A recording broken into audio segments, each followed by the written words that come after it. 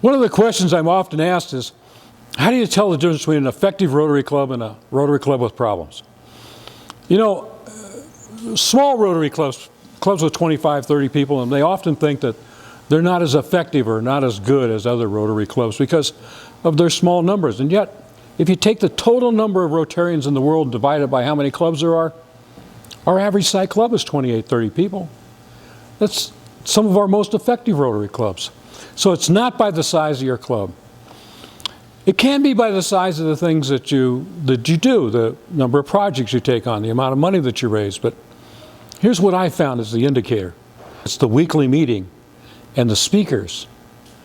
When I see clubs that have occasional speakers, I see clubs that are in decline. When I see clubs that start going to, well, we couldn't get a speaker, so we just showed a video for our program, I see a club in decline. Because pretty soon, you're just a weekly coffee clutch.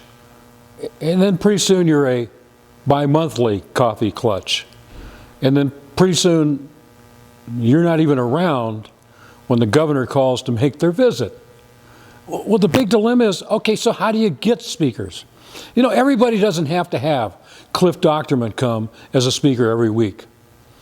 But there's lots of things that you can do. And here's the number one thought that I want to give you. If you're having trouble getting speakers, think of this. Who is there in your community that you think you'd like to have as a member? Ask them to come speak. Is it the forest ranger up the street? Ask him to come tell you what's going on in the forest. Is it the guy that owns the car dealership? Ask him if he'd like to come and tell you about the new models. Believe me, when you ask people to come and talk about themselves and their business, they want to come.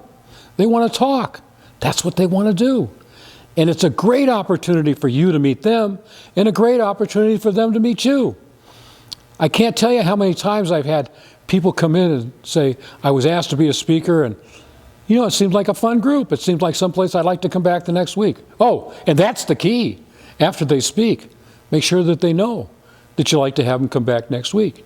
Get their email address and say, let me send you a copy of the club bulletin for this week so you can see what's going on, and then send them a club bulletin every week.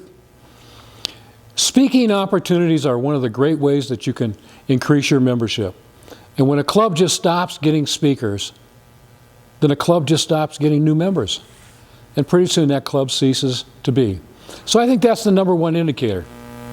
Make sure you've got good speakers every week.